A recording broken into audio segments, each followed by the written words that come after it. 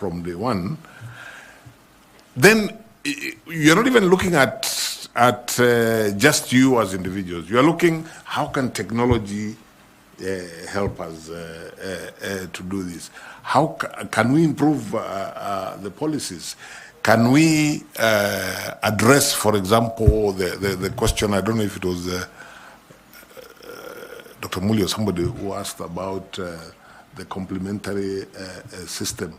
With the, with the focus on trying, it's not something that I am naive enough to think that can be achieved overnight. But I was answering the question from Mr. Bore, what would I like to be remembered as? That's why I keep saying, even if it's not completely obliterated, because that may not be easy, if it is reduced, as opposed to getting worse, then I will feel I have, I am happy to be remembered that way. Thank you very much. My other question is that, again, I believe that for IEBC, most of the time, for Kenyans, it is which side of the political divide are you in? And there are those who have time and again become pessimistic that prefix independent should be removed from IEBC because it's never independent.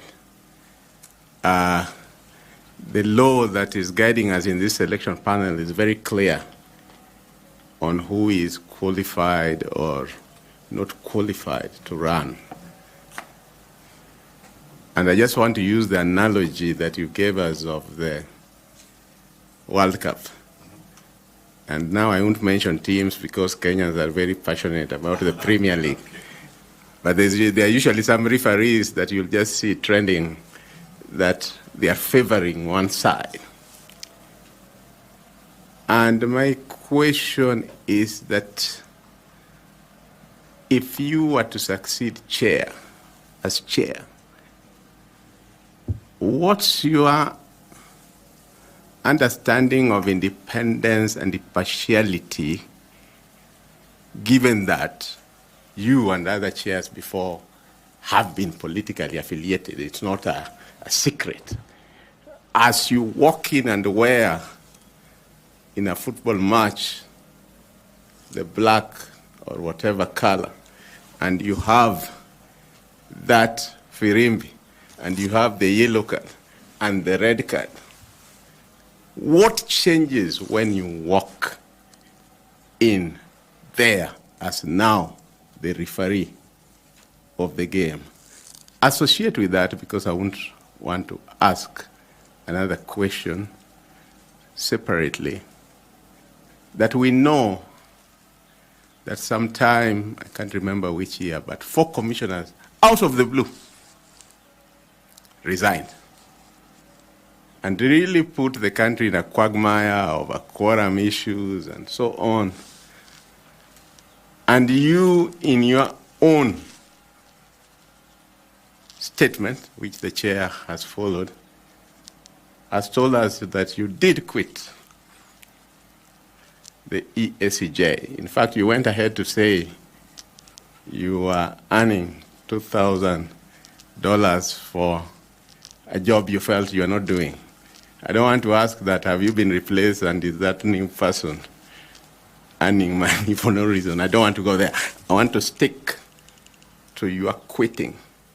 Given that those 4 commissioners quit and put the country in the tenterhooks of what finally happened, Kenyans watching will be asking, Charles Nyachae did quit once. Will he quit again? Especially in this high-pressure job. What assurance do you give them that that will not happen?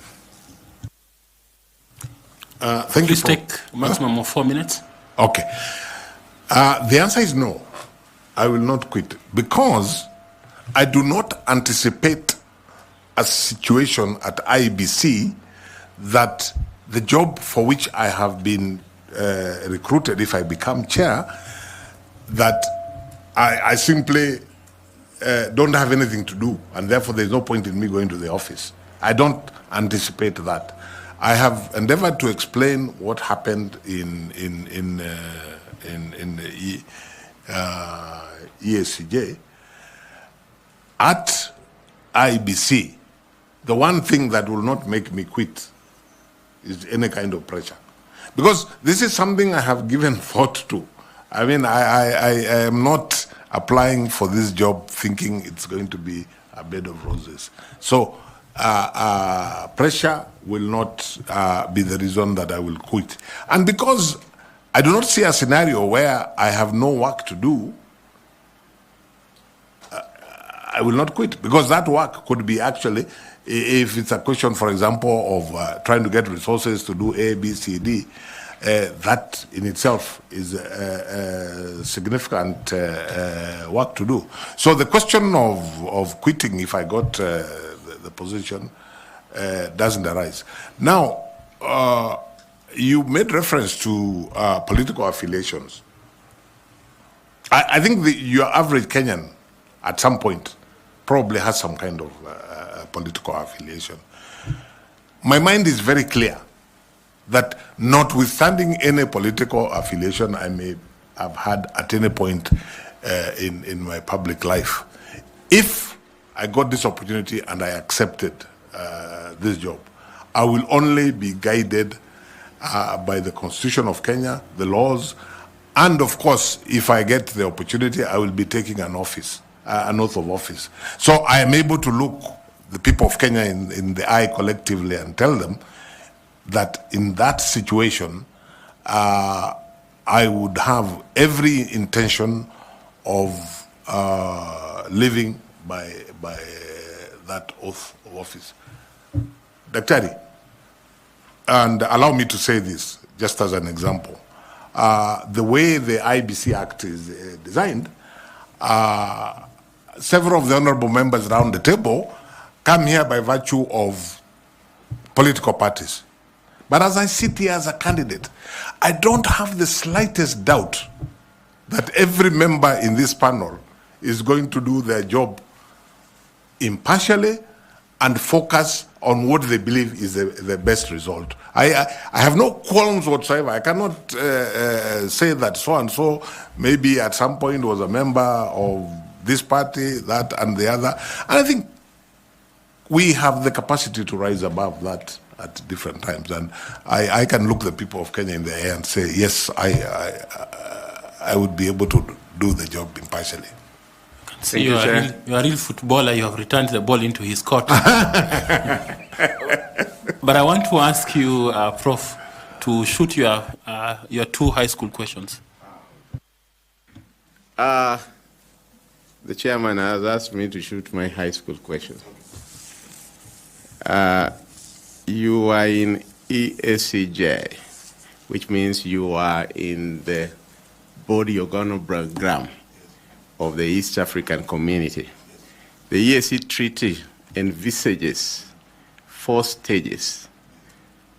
How many are already in place, and which ones are in place and which ones are not yet in place? If you are to ask, different people have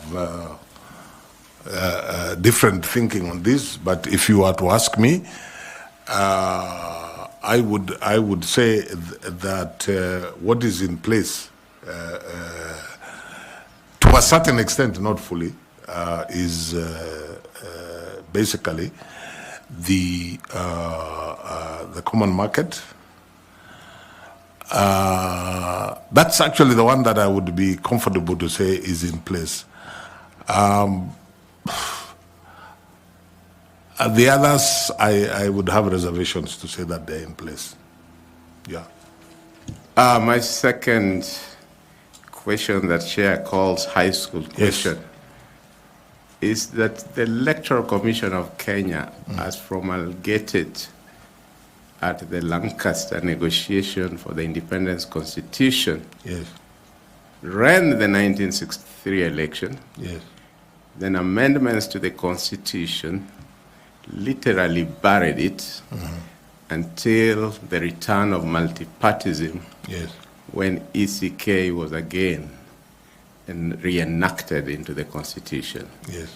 Which body, which office ran the elections from 1969 to 1988? There was an office called the Supervisor of Elections. In practice, the elections were run by the then provincial administration. Yeah, I think basically that's the answer I would give. Yeah. Thank you, Chair. Thank you. Mr. Tanui? Mine is a quick one. Justice retired Chairman Emeritus, if I may use those terms. What would you tell Kenyans who are saying that you've served this country as a judge of the East African Court? You've also served Kenyans as chairperson of CIC, and now you should allow other Kenyans to serve as chair IEBC. What can you tell them? Yes, I would tell Kenyans, essentially I am not before this panel from the perspective of looking for a job, so that one can say, wachia wengine na wao wafanye kazi. Of course it's a job, and I reflected long and hard.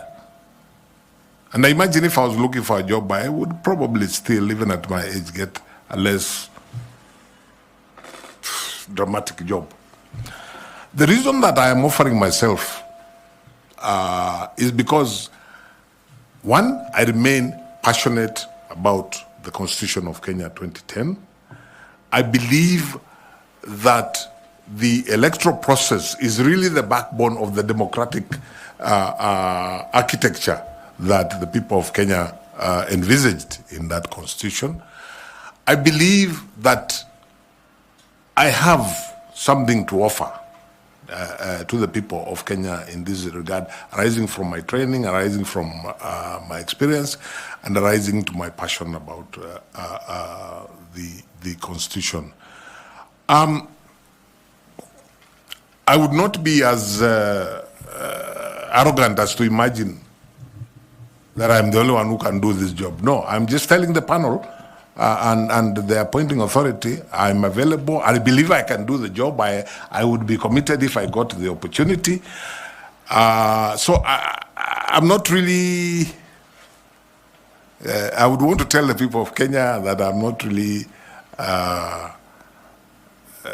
trying to squeeze into a job which other people can do. Of course, there are many Kenyans who can do the job. But I'm just saying, I believe I can do the job and I am available. That's basically what I'm saying. Thank you, Chair. Thank you very much, Justice. We are required as a panel to receive memorandum from citizens of this country. Yes.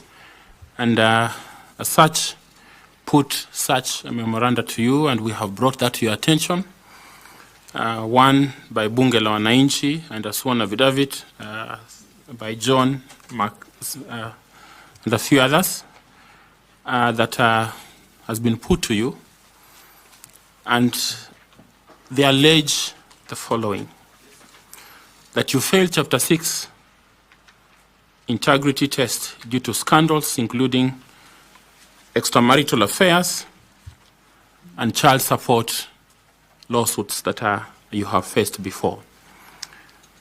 Number 2, financial impropriety. They allege that you're linked to Procter and Allen, a cereals company in financial distress that has defaulted 3.7 billion loan, raising doubts about your financial management capacity. Number 3, that you, Chair, lack a public record, and they allege that to implement key electoral reforms, you failed to do this as a chair of CIC, and in coming into office as a chair of IEBC, there will be nothing new that you'll add. Number 4, they say that there's some conflict of interest, that perhaps you have some political patronage that bring in lack of integrity, and you may not be objective in a presidential election. Then finally, that you lack public trust due to these past controversies, including personal scandals and questionable appointments and financial disputes. What do you have in terms of response? Briefly, kindly. Thank you very much, Chair. I'm happy to respond to those. I did get the memorandum and I looked at it. Of course, this is a public process, and it's right of every Kenyan to make allegations. One would expect that any serious allegations would have some support. Now, when I go through this, the first one of personal morals and integrity are just allegations, and some, I saw a page from some newspaper, and that's all that it is, allegations. Whatever they talk about, they have really not given any substance, and I do not accept the allegations, and I think that's really, on that one, that's what I would say about it. The second one, and I think Procter & Allen, I have never had anything to do with the management of that company. I am a very small shareholder in an investment company which itself has shares in Procter & Allen. I have no direct links with Procter & Allen. So I don't know how I would answer that, because if you're talking about financial management, I've never been involved in the financial management of Procter & Allen. So I really don't know how that would be said to reflect financial impropriety. The allegation that I failed at CIC, I think it's insulting, not so much to myself, because I'm a candidate here and they're welcome to say what they wish to say about me. I think it's insulting to the people I worked with at CIC, the entire team, and all the other stakeholders, to say that we did nothing and achieved nothing at CIC. I think the work that CIC did is self-evident.